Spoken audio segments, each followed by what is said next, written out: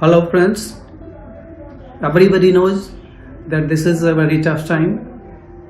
The whole world is suffering from the ongoing pandemic. Irrespective of caste, color, creed, locality, gender, the pandemic is really very dangerous for everybody. It has claimed millions of people and billions of people have been displaced, they have lost their jobs and they are suffering. So in this very tough time, it is very important that all the governments, non-government organizations, they should think of decent livelihood for people. Many poor people are dying, they have lost their jobs, they have lost their sources of livelihood. So today we will be discussing on some very important policy field. We know that nowadays, because of worldwide lockdown, people cannot go to their jobs. As per an estimate, around 50 crore people were displaced in the first wave of COVID-19 in India. They lost their jobs, their sources of livelihood, but after lockdown, at least 50% of them retained their jobs. But still, people are suffering. So, it is very important that there should be some decent sources of livelihood at their home. So today we are going to discuss backyard industry development. Let us start backyard industry development. Friends, poverty is measured through some indicators and having decent livelihood is one of them.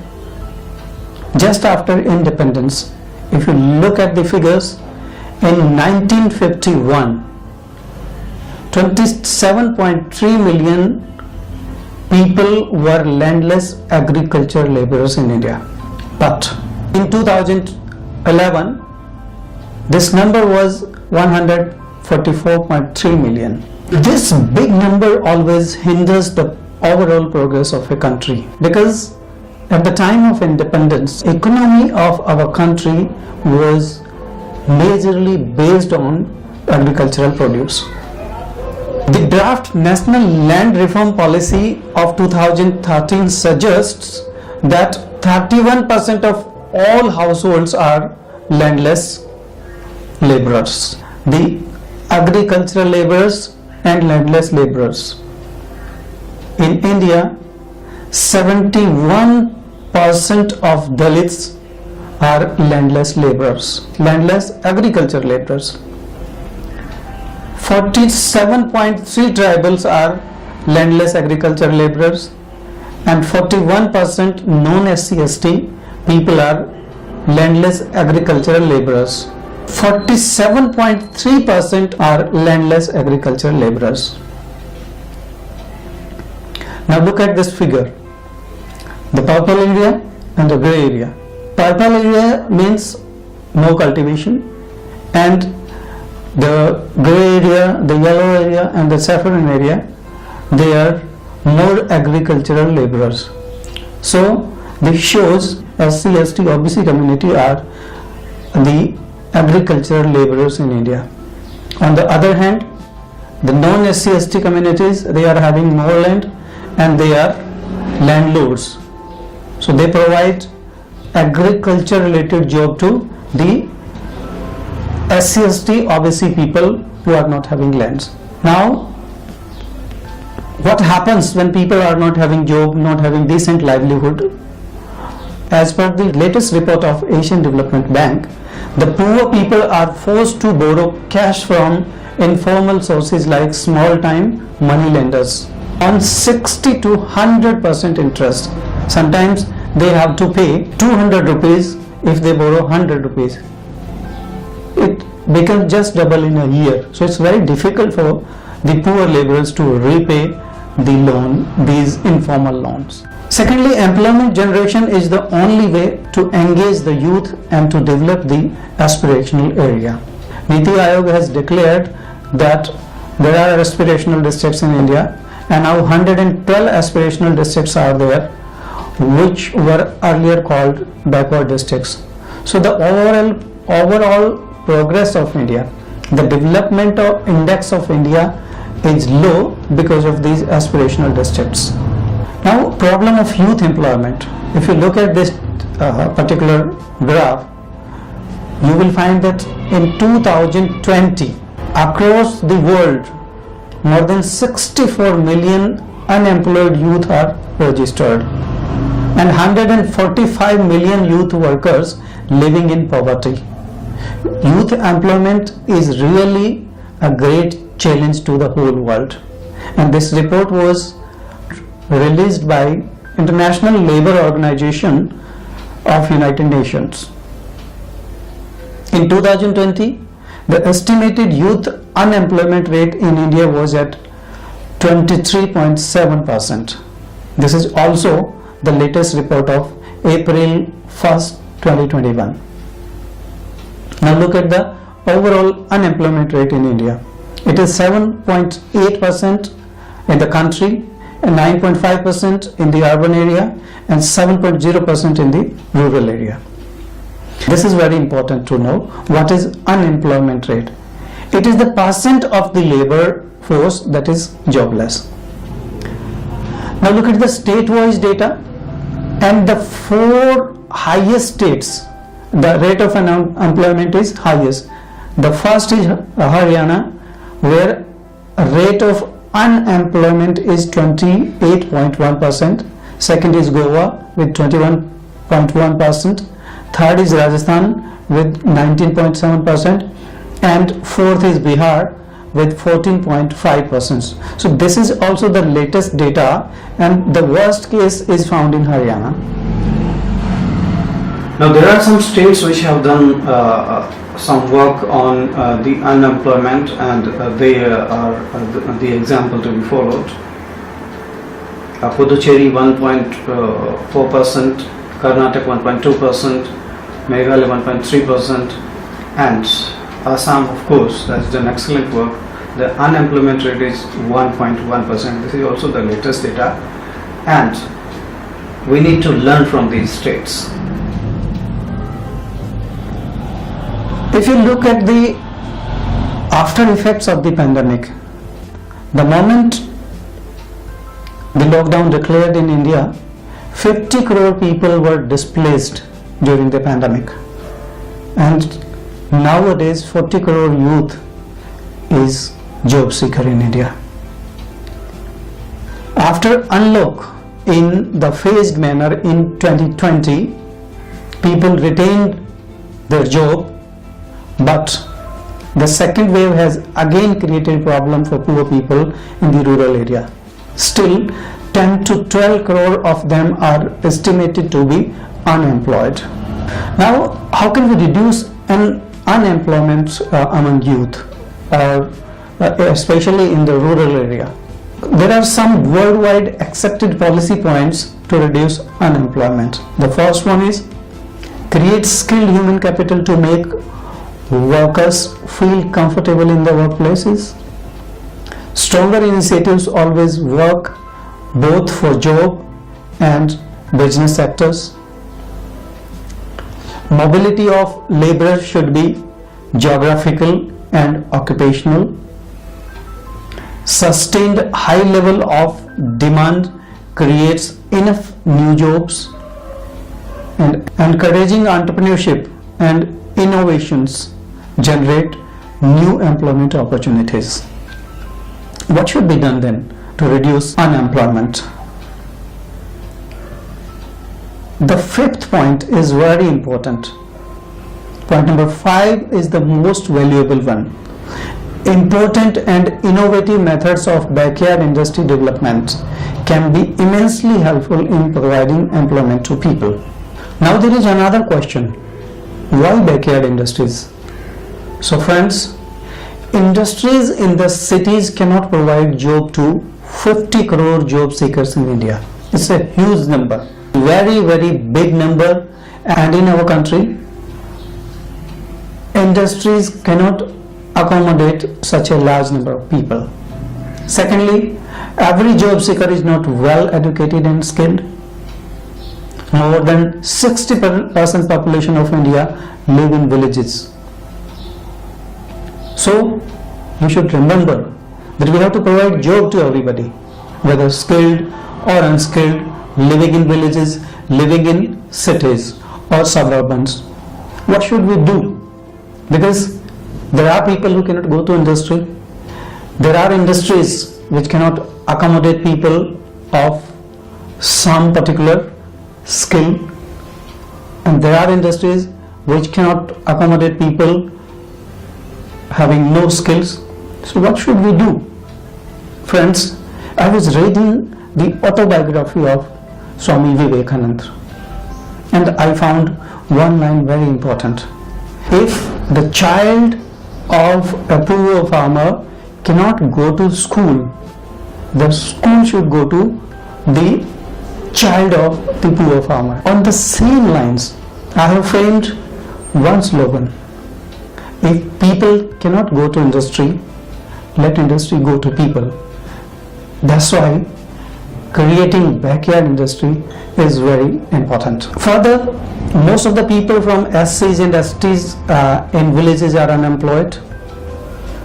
This presentation attempts to suggest the ways for advancement of the marginalized, unemployed, skilled or unskilled youth of the country, citing its wide scope. Across rural India, backyard occupations are the important means of supplementary income irrespective of caste, creed, gender, etc.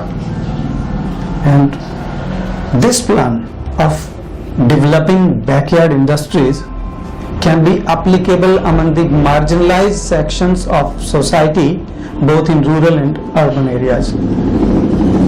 Backyard industry development will fulfill the much needed demand of the country and raise the economy by being Atmanirbhar. This is the dream of our Honorable Prime Minister. The government wants people to be self-independent, self-reliant, and for that you need to create a particular skill in yourself, you need to start your own business, you need to think, you need to be very, very innovative. So there are some backyard industries which can be started. There are some names, I have listed them out, and some of them are the products which you can create through your backyard industries are pickle, jam, chutney, papad, biscuits, dry vegetables, etc. Milk and meat production and associated industries, poultry farming, duck farming and associated industries, fisheries farming, rabbit rearing, goat farming, sheep farming and associated industries, mushroom farming, waste material reproduction work, paper utensils, tissue papers, cardboards and hardboards, designer clay pot making, idol making, clay, wooden and plastic toys, soap and washing products, seasonal products to be used at the time of festivals like candle making, rakhi, agarbatti, incense sticks, tailoring, carpentry, barbery, cobbling, agricultural tools, washing or laundry services, plastic utensils, toothbrush, toilet and wash basin brushes, plastic furnitures, pans, mobile covers, fridge covers, AC covers, table covers, etc. Sweets and other locally famous edible items, indigenous herbal products, milk and dairy products, cakes and biscuits, handicraft items. So these are some of the items which can be created through backyard industry. I am referring here some special case, and one of them is backyard poultry. This is the easiest industry, the easiest initiative that you can take. This industry can bring a revolution in the life of poor people. But why should we start backyard poultry? Let us check some facts. Look at these data. Poultry market in India during 2020 remained rupees 1988 billion. It's a huge amount. 15.2% growth is expected from 2021 to 2026. And the most important thing, India is the third largest egg producing and fourth largest broiler producing country in the world, with an estimated production of 103.3 billion eggs and 4.1 million ton of broiler meat. This report was released by Basic Animal Husbandry Statistics 2019. Now look at the consumption of poultry meat. In 2020, around 3,955.7 metric ton meat was consumed in India, and rest of the meat was exported. So we have estimated annual production of 4.5 million ton. So India is the largest exporter of the poultry meat to neighboring countries and to the European countries. Now, second particular industry which I would like to refer is fisheries farming in India. And this is the data. The red area in the figure is fisheries farming from marine sources, and the green area is fisheries farming from inland sources. So this clearly shows that our inland sources are much bigger than the marine sources. In 2018-19, the total fish farming was 13.42 million metric ton.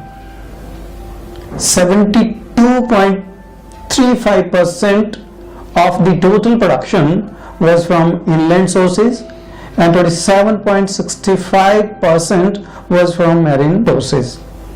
So we need to pay a lot of attention on our inland sources, and backyard fisheries farming is one of them. This is the sort of pond which can be created in the backyard of villages for fish farming. As per the National Fisheries Policy Report, the total fish production in the country rose from 0.752 million metric ton in 1950-51 to 13.42 million metric ton during financial year 18-19. Of this, the marine fisheries contributed 3.71 million metric ton and the inland fisheries contributed 9.71 million metric ton.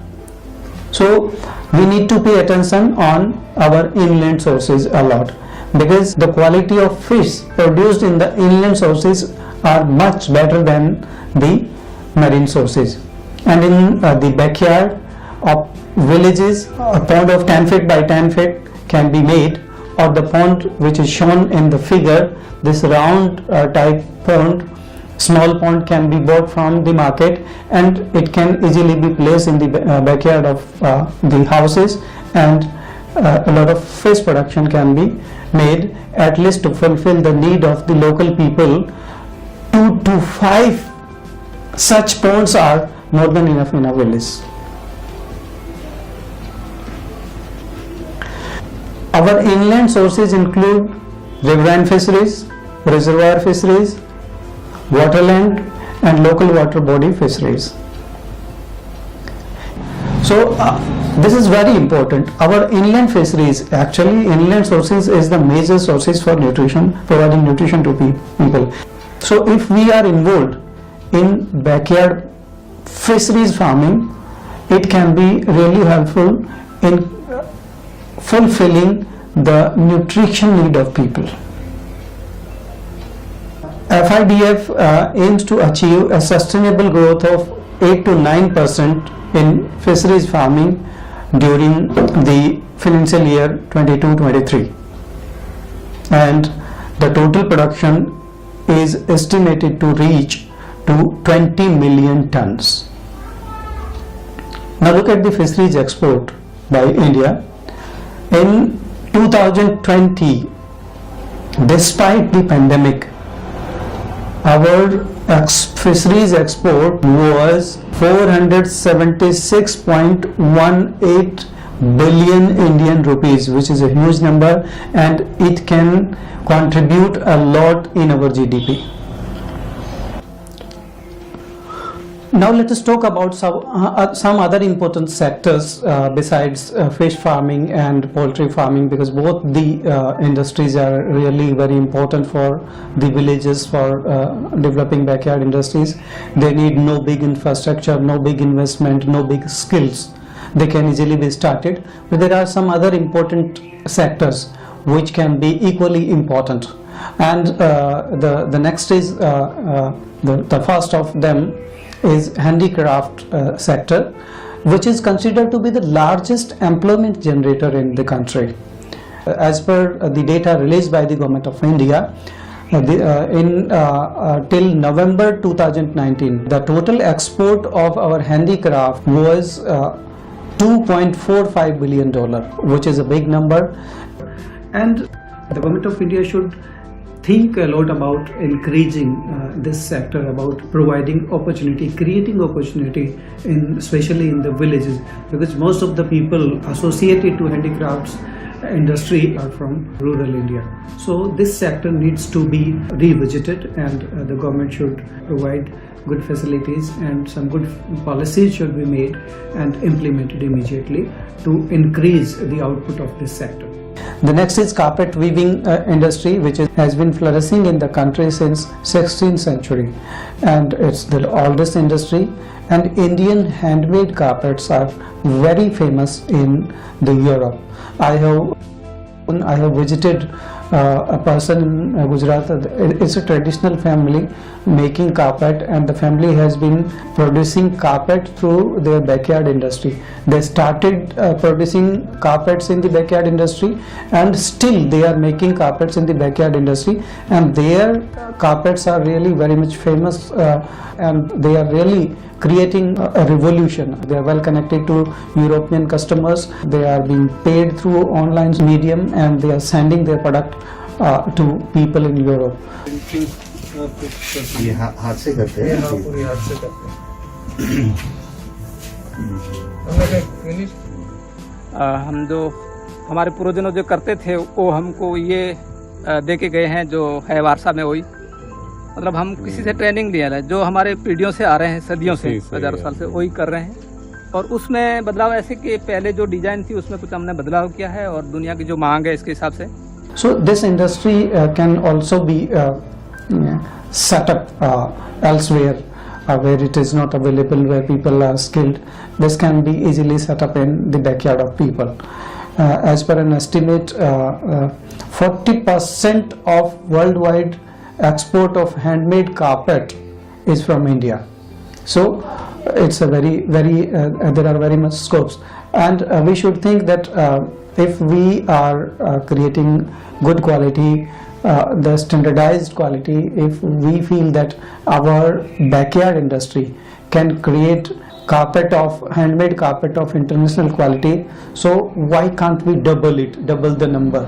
If nowadays if we are exporting 40%, it should go up to 80%, or at least up to 60% in next 5 years, and it will certainly give a boost to our economy, and it will also bring revolutionary changes in society, in socio-economic condition of people.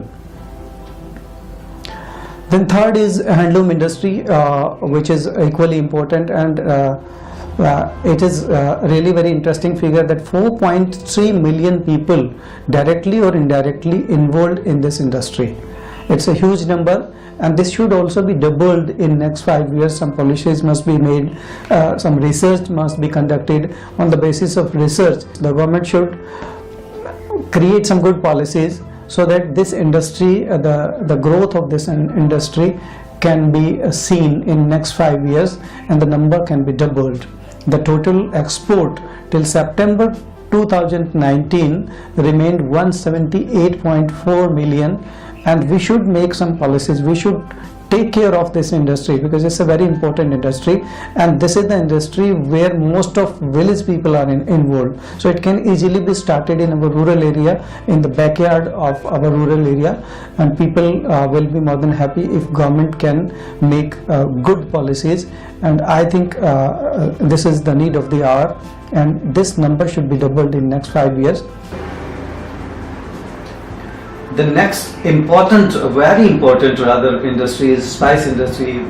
Friends, you know it very well that India is well known for its spice production. We are very rich in this overground wealth. Okay, in fact, India is the world's largest producer, consumer and exporter of spices. And this is very important fact that out of 109 varieties listed by the International Organization for Standardization, 75 varieties are produced in India. So we are very rich and the conditions are very familiar here to produce spices, and we should work on it. We should identify more areas, and in the backyard of people this can be started at least to fulfill the local demand or the demand which they create, the village people create. In financial year 2020 till September 2019, 5,79,790 tons of spices of worth $1.50 billion have been exported. Everybody knows that a few months back, the great personality Mahasaya Dharampal, the king of spices, died, and he started this business in his backyard only. So a person who started a business from his backyard became the king, the largest exporter of spices from India. This is how backyard industry grows. So we should encourage people. There are a lot of scopes in this particular sector. So this is very important sector, and depending on the size of the backyard, this particular industry may be started. Friends, nothing can be successful unless you have a good methodology for it. So in developing backyard industry, we should have good methodology. So let us discuss the methodology for backyard industry development. There should be some method of starting backyard industry. The first thing is to conduct research on vocal for local, which may be immensely helpful in starting backyard industry, because in every locality there is a famous product which need to be identified and which needs to be listed somewhere, and that product may be very helpful in starting backyard industry. Secondly, Dr. Ambedkar International Center may be involved in conducting research on setting up of micro and nano industries in the backyard of people in the rural areas. And there are many other institutes like Dr. Ambedkar International Center. There are many think tanks including DIC. All think tanks should engage in conducting research on vocal for local. The slogan for such initiative should be, if people cannot go to industries, let industries go to people. So, help of the institutions like Entrepreneurship Development Institution of India, IITs, IIMs and other think tanks should be taken in conducting research on vocal for local. And vocal for local may be the change agent in the society. And the primary work to be done before conducting research is to make a list of the skilled people in villages. Number 2, database for local consumption and local production may be created, may be prepared, and training programs for local people to create local standardized products may be conducted. So these are some of the primary things which may be done before taking any initiative to set up backyard industry. Then another thing is analysis and training.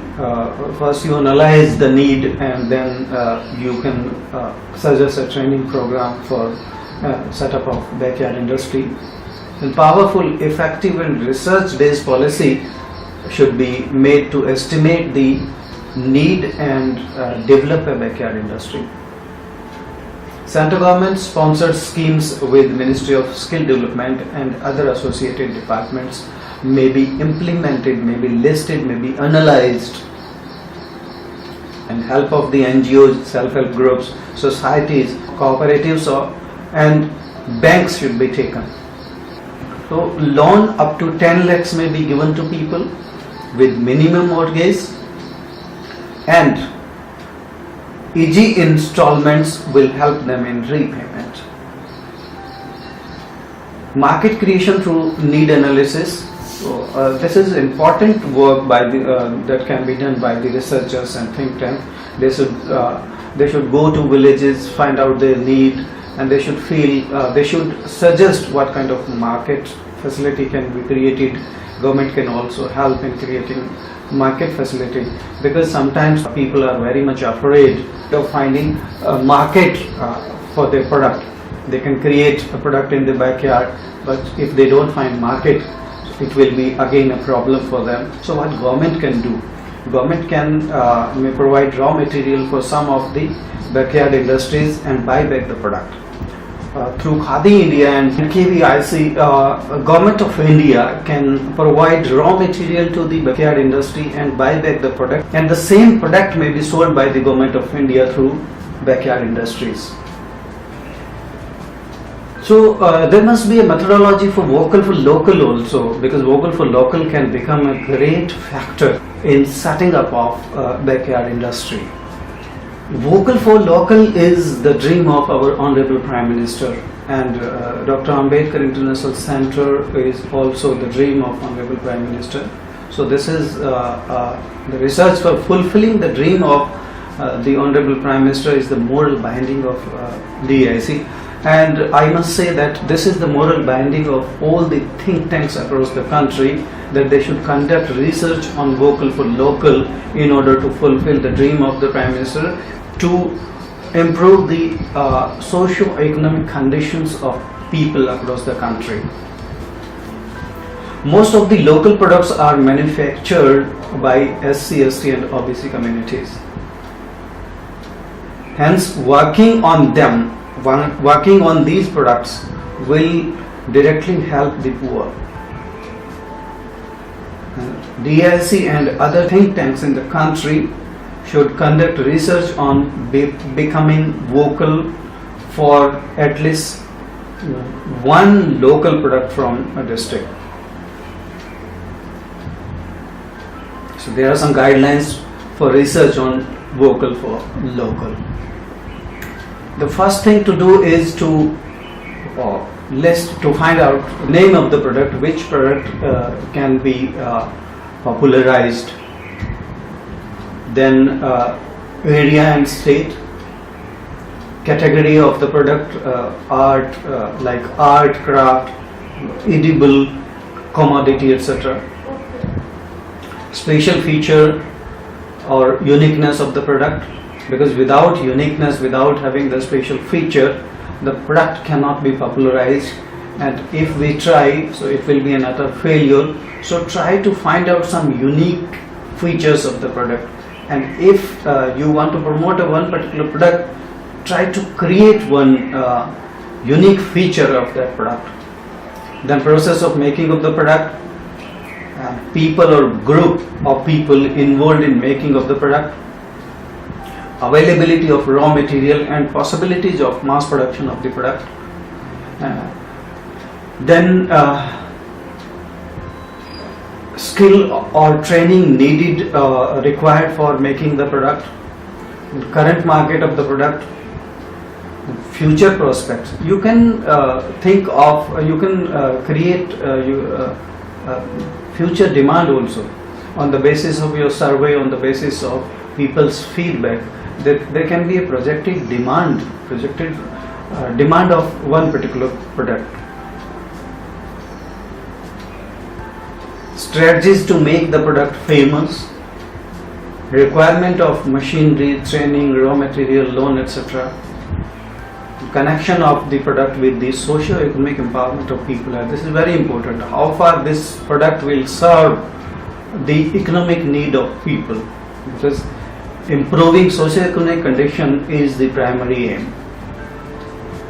And strategies for national and international reach of the product. How will you popularize the product nationally and internationally? What is the existing related policies for the government of India for the product? And if you feel that these policies are not good, you can frame new policies, you can apply a convergence model, and you can create a policy feed and you can supply it to the government of India. And finally, what are your suggestions, your policy feed, which can serve people, which can be accepted easily by the government of India? So with a short-term research of 2-3 months, this can be easily done. So this particular scheme, Vocal for Local and creating backyard industry, may help the banking sector to get more consumers and capitalize their money for higher profit. Secondly, small amount loans can be repaid easily by the beneficiaries. Good amount of cash flow helps banking sector grow faster, because when a lot of people will be coming to take loans, there will be a sort of cash flow, and through their earnings there will also be a sort of cash flow which may help the banking sector grow faster. And decrease in NPA will also be there, because now we have already seen that NPA is for bigger amounts. So if you lend small amount, if you give small amount loans to people, it can be easily repaid. And number two, if sometimes in some cases it is not paid, so the loss will also be a smaller one, and NPA can be decreased significantly. It will also generate employment and sustainability of employment, because backyard industry can go on and on for a longer period of time. It will. What will be the impact of backyard industry on GDP of our country? So everybody knows that we are aspiring to become $5 trillion economy by 2025. So in order to achieve this aim, we need to take some steps. But the current GDP in India, the Indian economy shrank 23.9% year on year in the second quarter of 2020 because of this pandemic. So this dream cannot be fulfilled unless we take some significant, some good steps. And our country had lost its 25% lead from 5 years ago. This is a report of IMF. India's per capita GDP in nominal US dollar term is projected to be $1,876.3 in 2020. And we are aspiring to become $5 trillion economy. So by 2025, it is very important that our GDP should grow with a rate of 8%. Without employment generation, it is hardly possible to achieve this target. So we will have to generate the employment, and backyard development industry is the only way to generate employment. If we can engage 5 to 10 crore people, we can provide job to 5 to 10 crore people in next 5 years, this target can be easily achieved. Current GDP per capita is 2,097.78 US dollars. This is World Bank report. As per the latest World Bank report, the latest GDP per capita in India is 2097.78 US dollars, and current GDP per capita, as per our Reserve Bank, as per RBI, it is estimated to be 10.5 for the financial year 2021-22. So employment generation means this backyard industry, if you talk about the benefits to local people, 5 to 10 crore people, especially from the marginalized section of the society, may be employed through this particular initiative, and increase in per capita income will also be there if you employ people. So per capita income will also be increased. It will bring improvement in standard of life, and standard of life is directly proportional to the income of people. Health and sanitation conditions can also be improved. Education and skill development, these facilities can be provided, and if people are earning hands in villages, they can arrange good educational and skill development facilities to their children. There will be less migration. There's a lot of migration happens every year. So cities are overloaded, infrastructure is not as per the requirement. So it will decrease migration also. What are some of the common benefits?